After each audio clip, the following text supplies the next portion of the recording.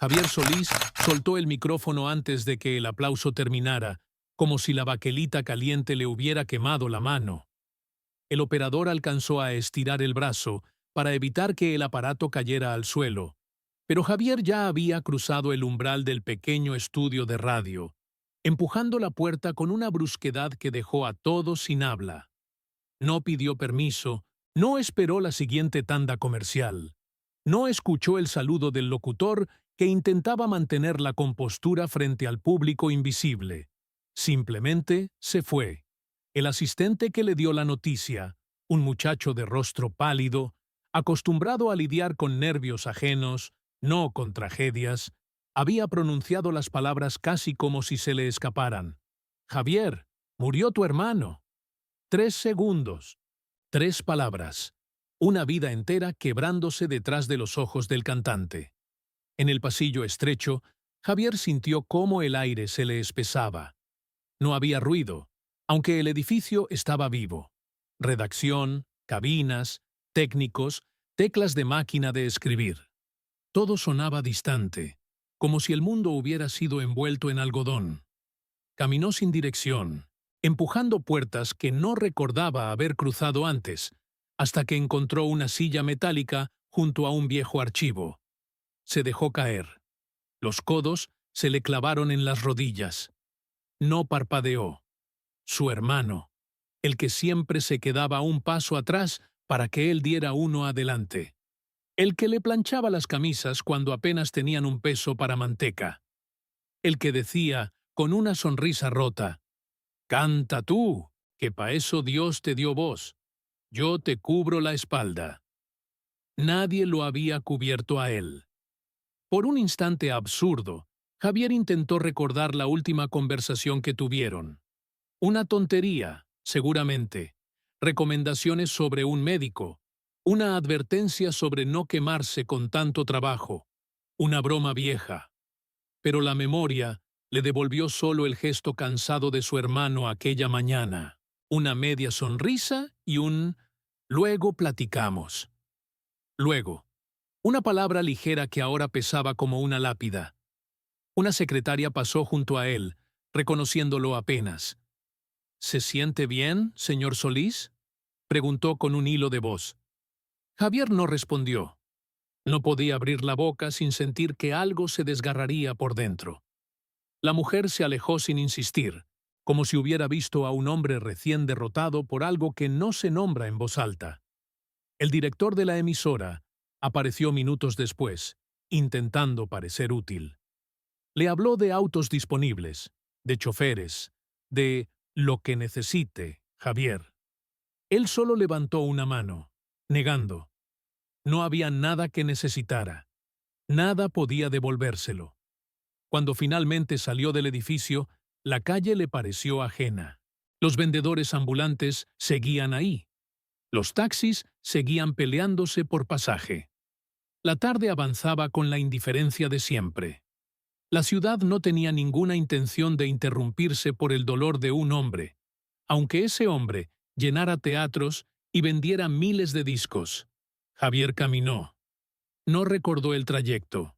No saludó a nadie, aunque más de uno lo reconoció y dudó en acercarse al verlo tan hundido en sí mismo. Al llegar a su casa, tardó varios segundos en meter la llave. Las manos le temblaban. Cuando por fin abrió la puerta, no encendió la luz. La penumbra era más honesta. Se quedó de pie en el centro de la sala, respirando hondo, esperando que el llanto llegara. No llegó. Había un bloqueo duro, de esos que solo conoce quien ha aprendido a tragarse las emociones para sobrevivir. No lloraba desde hacía años, tal vez desde la adolescencia, cuando entendió que llorar no daba de comer. Caminó hacia la mesa donde solía dejar las partituras. Tocó el borde con la punta de los dedos, casi como si buscara sostenerse de algo pequeño, de algo estable. Nada servía. La fama, los contratos, los aplausos que aún resonaban en sus oídos. Todo eso parecía ridículo frente a la noticia que lo desarmaba. ¿De qué valía haber conquistado escenarios si no había podido salvar al único que lo había acompañado en los días más duros? Se dejó caer en un sillón y apretó la mandíbula. Las sombras de la casa se alargaban alrededor de él, silenciosas, expectantes. Parecía escuchar la voz de su hermano llamándolo por el nombre de la infancia, aquel diminutivo que nadie más usaba, aquel que lo reducía a lo esencial, al niño del barrio que soñaba con cantar y salir de la pobreza. La culpa comenzó a colarse despacio, como agua fría por una grieta. ¿Por qué no fui a verlo esa semana? ¿Por qué dije que estaba demasiado ocupado? ¿Por qué permití que cargara solo con lo que nunca decía? El remordimiento tenía el peso y la forma de un ladrillo en el pecho. Cuando la noche cayó, Javier seguía sin moverse. Únicamente respiraba. Y en esa respiración dura, irregular, sintió por primera vez la fractura. La certeza de que algo dentro de él se había partido en dos y no volvería a encajar jamás. El golpe no había terminado. Era apenas el comienzo. El ataúd estaba cerrado. Esa sola imagen, la madera oscura sellada, sin posibilidad de un último vistazo, de una última palabra, le cayó a Javier encima como un balde de agua helada. No pudo avanzar de inmediato. Se quedó en la entrada de la pequeña sala velatoria, respirando despacio, mirando las siluetas encorvadas que ocupaban las sillas plegables, las coronas humildes apoyadas contra la pared, el murmullo rezado de quienes habían sido parte de la vida que él dejó atrás. Nadie lo anunció. No hubo un «Aquí viene Javier Solís». No había cámaras ni periodistas. Solo viejos vecinos, familiares a medio camino entre el cariño y la resignación, gente que lo había visto crecer con los pantalones remendados y la voz que se afinaba entre regaños y carencias. Aún sin anunciarlo, una ola silenciosa recorrió el cuarto cuando entró. Las cabezas se giraron. El aire cambió de textura. No era admiración. Era una mezcla de reconocimiento y sutileza dolorosa. El muchacho que salió del barrio volvía como un hombre famoso, a despedir al hermano que nunca lo abandonó. Javier bajó la mirada. Caminó hacia un rincón, pasando junto a un grupo de mujeres que se santiguaban sin dejar de mirarlo. No había reproches en voz alta, pero sí un juicio suspendido en el ambiente, suave y cortante a la vez. Él lo sentía. Sentía todo. El rosario seguía su curso, pero nadie estaba realmente concentrado en las cuentas o en las letanías. Lo observaban a él, estudiaban su postura, su silencio rígido, la forma en que apretaba los puños dentro de los bolsillos. Querían descifrar si venía a llorar o a pedir perdón. Quizá ambas cosas. Un primo se acercó con cautela. «Lo siento mucho, Javier. De verdad». Javier asintió, sin voz. Su primo quiso decir algo más, pero desistió al ver el rostro del cantante, endurecido por una mezcla de incredulidad, cansancio y una culpa que casi podía palparse. El ataúd seguía allí, a pocos pasos, y aún así, Javier no se atrevía a acercarse. Le temblaban las manos. No quería que nadie lo viera temblar. Era una contradicción cruel. Todo el país lo escuchaba cantar desde lo más hondo de su alma, pero nadie debía verlo quebrarse como un niño. Finalmente avanzó, arrastrando los pies sobre el piso frío. Frente al ataúd, sintió que las piernas se le aflojaban por un instante. No lloró. No podía. La tristeza estaba atrapada en algún lugar inaccesible. Lo que sí sintió fue un hueco enorme, una especie de abismo que lo succionaba hacia adentro. Sabía que su hermano estaba ahí, a centímetros, y al mismo tiempo lejísimos. Inalcanzable. Una mujer mayor se le acercó por detrás. No tuvo que voltear para reconocerla. Olía a jabón barato y romero, como todas las casas del vecindario donde crecieron. «Hijo», susurró ella, posándole la mano en el brazo. «Él hablaba tanto de ti, todos los días». No tenías por qué venir a pedir perdón. Aquí nadie te culpa. Javier cerró los ojos. Aquellas palabras, tan suaves, lo hirieron más que cualquier reproche directo. Porque sí había culpa. Quizá no para ellos, pero sí para él. Gracias, murmuró, apenas audible. Las horas pasaron despacio. A ratos, alguien se acercaba a saludarlo. Otros, a ofrecerle un café amargo servido en vasos que ya estaban llenos de historias. Él aceptaba todo mecánicamente, como si estuviera dentro de un sueño borroso. Lo único nítido era el ataúd. Cuando llegó el momento de ir a la casa donde su hermano había vivido sus últimos años, Javier decidió hacerlo solo. Rechazó la compañía de familiares, de vecinos, de quien fuera. Necesitaba encarar ese espacio sin testigos. El camino hacia aquella vivienda le resultó insoportable. Cada esquina llevaba una memoria. Los dos correteando entre puestos del mercado. Los consejos de su hermano ante las primeras serenatas. Las madrugadas compartidas vendiendo pan para sobrevivir. La ciudad era un álbum abierto, y cada página lo atravesaba como una lanza. Al llegar, respiró hondo antes de tocar la puerta. No había cerrojo. La casa estaba abierta, como si esperara su regreso. El aire olía a encierro, a humedad vieja, a vida suspendida. Javier caminó despacio por la sala angosta, donde aún quedaban 2 sillas desparejas y un radio pequeño con un botón roto. ¿Cuántas veces su hermano lo habría escuchado cantar desde ese aparato defectuoso?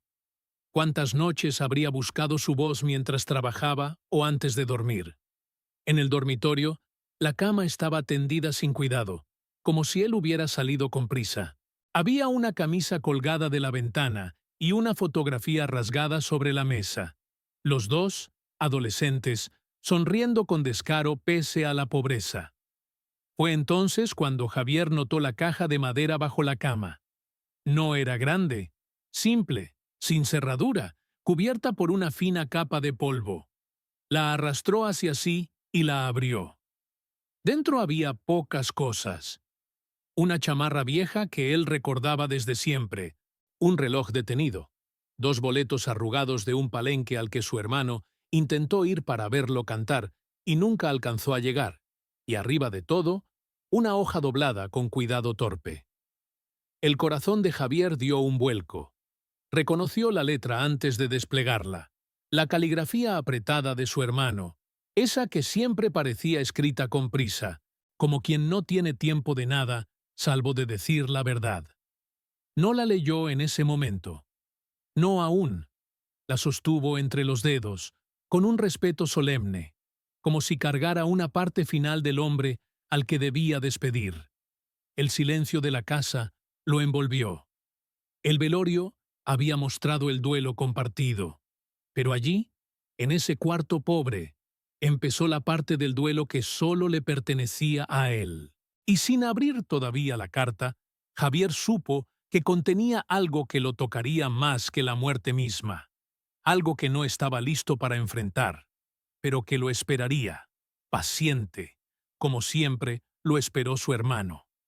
Javier sostuvo la hoja por varios segundos sin abrirla, como si el papel ardiera. No era miedo lo que sentía, era una reverencia honda, casi religiosa, por aquello que estaba a punto de leer. Su hermano nunca escribía cartas. No era hombre de palabras formales, sino de silencios útiles, de favores hechos sin anunciarse, de lealtades que no necesitaban ser escritas. Por eso, encontrar aquella hoja doblada con cuidado, un cuidado torpe, humilde, sincero, tenía un peso raro, casi profético. Finalmente, respiró hondo y la abrió. La caligrafía era pequeña, inclinada hacia adelante, como si cada letra avanzara con prisa hacia un final inevitable. La tinta estaba un poco corrida en ciertos bordes, quizá por las manos del propio hermano, quizá por el tiempo. Javier leyó la primera frase y sintió un pinchazo en la garganta. Javier, si estás leyendo esto es porque ya me fui.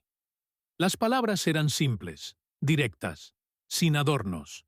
Y justamente por eso lo golpearon con una fuerza que ninguna oración elaborada habría logrado. Apoyó la espalda contra la pared, dejando que el yeso frío lo sostuviera. Continuó. No te culpes. No quiero que cargues con lo que no pudiste evitar. Tú hiciste lo que yo no pude. Salir. Hiciste lo que yo siempre quise que hicieras. No nacimos para quedarnos donde empezamos. Javier tragó saliva. Sintió que la habitación se achicaba, que las sombras se cerraban alrededor de él. La voz de su hermano parecía filtrarse entre las palabras, alcanzar una vida nueva dentro de su mente. Tú seguiste cantando. Yo me quedé, sí, pero me quedé porque alguien tenía que hacerlo. No para cuidarte, como todos dicen. Me quedé porque aquí sabía quién era. Afuera, yo no hubiera servido de mucho, Javier. No todos tenemos la suerte de encontrar nuestro camino, y el tuyo siempre fue la música. Esa línea lo paralizó. Él siempre había pensado que su hermano se había quedado atrás por necesidad, por obligación familiar, por las circunstancias que no habían dado tregua. Nunca imaginó que lo hubiera hecho también por elección. Siempre creyó que él era el que tenía que ser protegido, y ahora, leyendo, descubría que el otro había entendido algo que él jamás había visto. Que la grandeza no siempre se mide en quienes se van, sino en quienes se quedan sosteniendo lo que queda. Volvió a leer esa frase, como si en ella hubiera un mensaje oculto, algo que solo la muerte podía aclarar. Entonces siguió.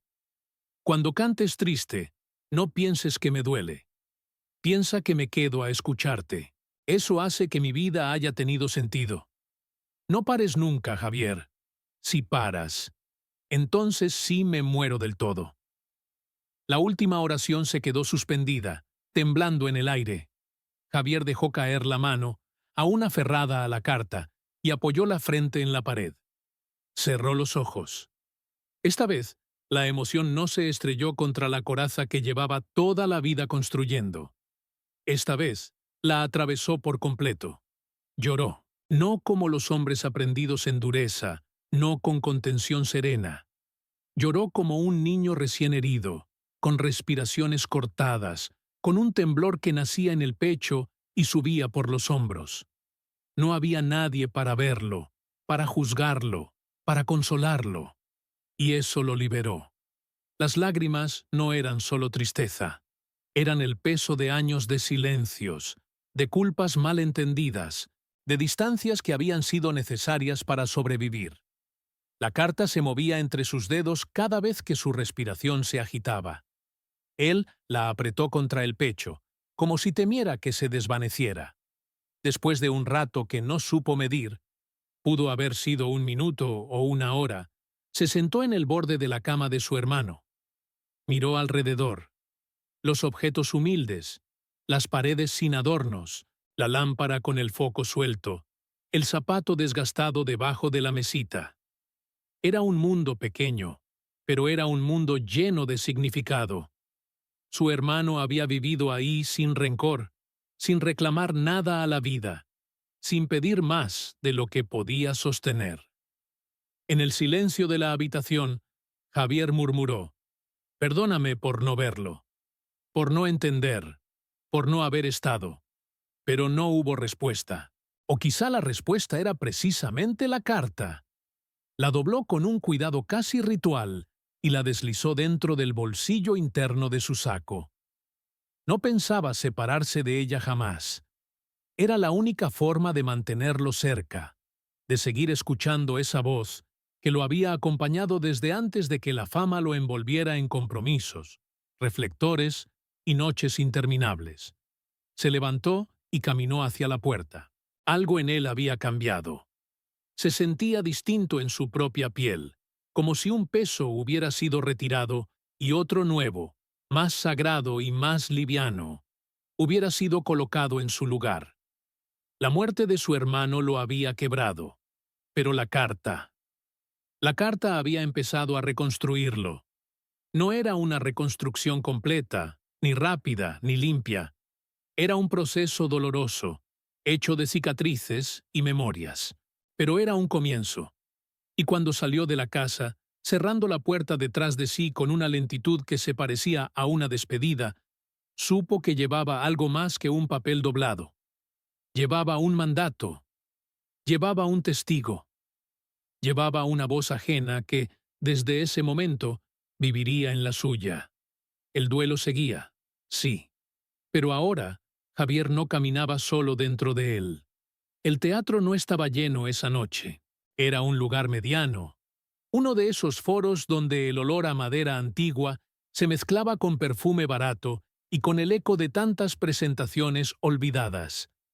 Javier llegó sin hacer ruido, acompañado solo por su sombra cansada y un silencio que parecía envolverlo. Los músicos lo vieron entrar y se pusieron de pie instintivamente, como si la noticia que había corrido por toda la ciudad, la muerte del hermano, los obligara a tratarlo con una solemnidad nueva. Él no dijo nada.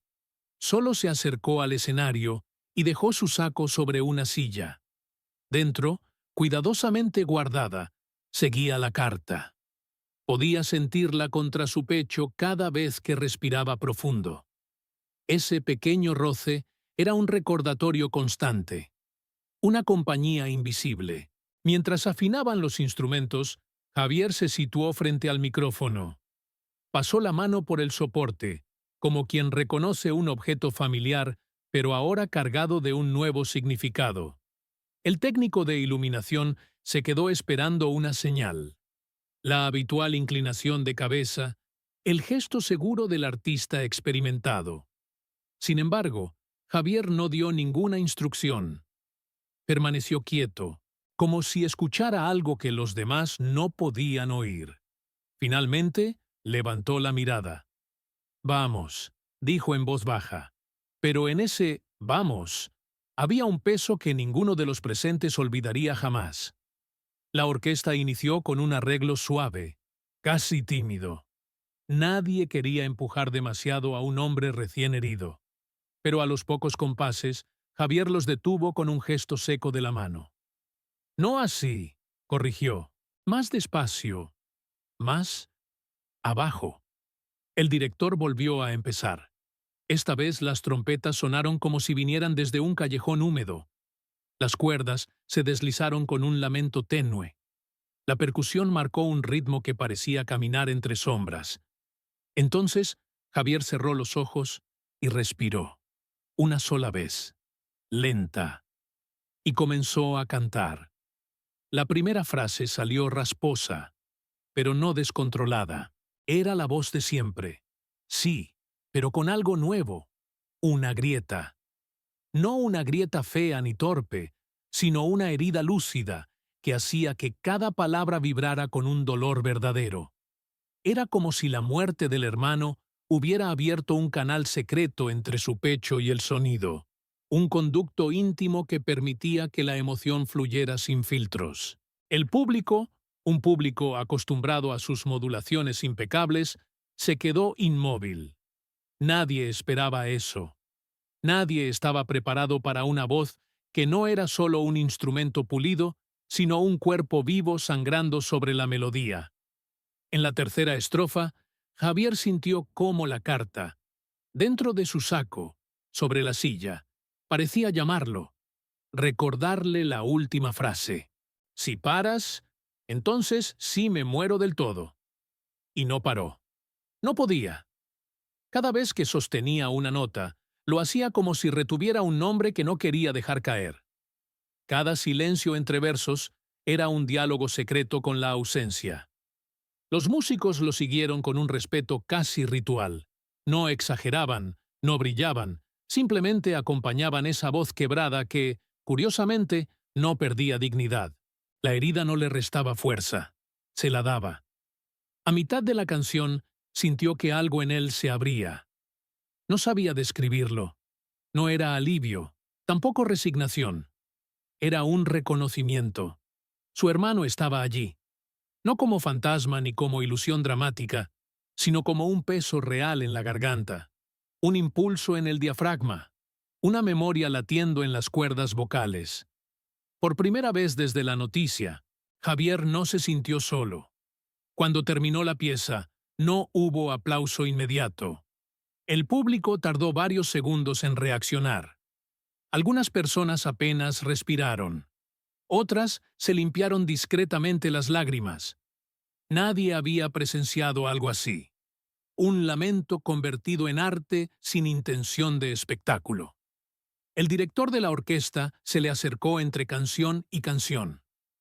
«Javier, ¿quieres parar?» Él negó con la cabeza. «No, sigue». Y siguieron. Cada interpretación fue distinta.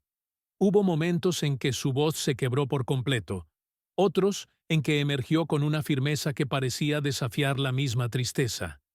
A veces el dolor dominaba la melodía. Otras, la melodía guiaba el dolor hacia un sitio más oscuro y profundo. Pero nunca dejó de cantar con aquella mezcla de fragilidad y fuerza que estremecía a todos los presentes. Al terminar la última pieza, bajó del escenario sin saludar. No por soberbia, sino porque cualquier gesto habría sido falso frente a la sinceridad de lo que acababa de desprenderse de su alma. Caminó hacia el camerino, pero antes de entrar, regresó por su saco. Lo tomó con ambas manos, sintiendo el crujido suave del papel dentro del bolsillo interno.